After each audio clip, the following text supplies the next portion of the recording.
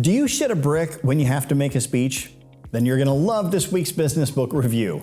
The book is called Before You Say Anything by Victoria Wellman. I absolutely loved this book. And no surprise, as a professional speechwriter, Victoria's prose was incredible. I not only loved the book, but honest to God, I fell in love with her. That is, at least until she said she didn't like the Blue Man Group.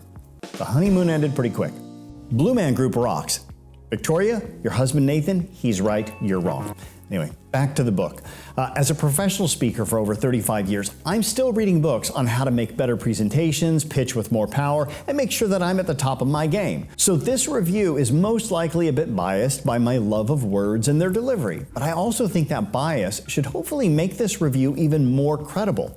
Because after this long in the business, I know when I'm reading bad advice versus brilliant advice. And Wellman's advice is brilliant in what she says make up the necessary elements for a powerful speech. Macy and I give this book 5 out of 5 head tilts for word nerds like me, maybe 4.5 for normal people who have a speech coming up and need some advice on how to not suck. Why the ding on the perfect score? Well, because the book reads more like an autobiography than a how-to book, which I found to be really enjoyable in reading it, but also I like a bit of a conflict. Like, surely she should know the difference between the spoken and the written word, but since she makes her living writing words to be spoken, I think I can give her a bit of grace and forgiveness, right?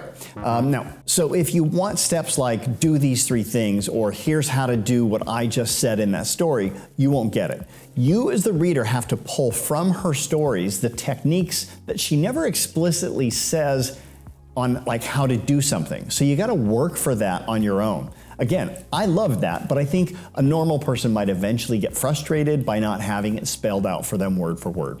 The book itself reads more like a long speech on why you should hire her as a speechwriter than it does a book with guidance on how to deliver a speech. Still, I really do think there's a ton of value for anybody who's prepping for an important speech. And I want to be clear, the book is not a long commercial for her services. There is true value in it. Books that are just commercials for their service bug me. I think she walked that line of building her credibility for her service while still giving really great value. Here's some of the excerpts from the book that really jumped out for me. So once you've considered what the forum demands, being very clear on why your speaking is vital, what is the purpose of your particular speech as you understand it, and what are the expectations for its impact?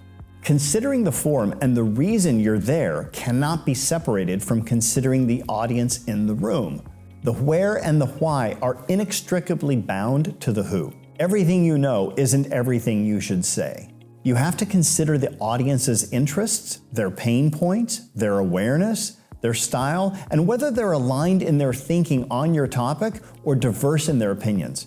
As you navigate through the process, it's a good idea to keep coming back to the audience and asking yourself if the commentary will track with everyone in the room. A speech isn't a story. It's a narrative framework inside of which lots of small stories and thoughts and fragments combine to form something much bigger.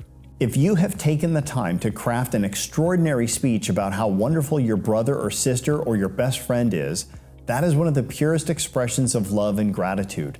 Don't cheapen it with self-serving, emotionally saturated drivel. The book reinforces over and over the importance of 3 main points. Avoid predictable cliches, research, and don't make the speech about you. Make it about the people who are listening to you. I say that last point all the time when coaching speakers. Like, delivering a speech is a weird balance, right? We have to talk about ourselves and our personal experiences in life, but not make the speech about us. We need to make it about the audience. Victoria's book gives you specific strategies on how to do just that. If you read the book, please let me know what you think and even share some of your favorite lines in the comments below. In fact, also use the comment section to recommend a book that you think I might enjoy. Some of my favorite books have come from recommendations from people that I respect.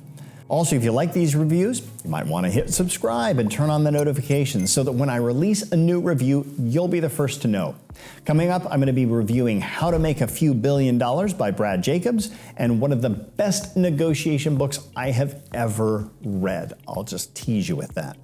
And if you really want to benefit from these reviews, you're going to love my business book scorecard, a free Q&A that takes just a few minutes. And at the end, you're going to get a list of the top 10 books curated for you based upon where you're at in your specific entrepreneurial journey.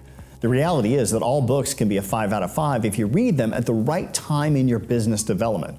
Why waste time reading books that don't apply to you? I've already sorted through over 500 business books to share with you the top 10 books that apply directly to you. It's fast, it's free, and the link is inside the description in this video. Until then, let's all try a little harder to be a little better. Thank you so much for taking the time to watch that book review. If you liked it, I think you might like this one as well. Check it out.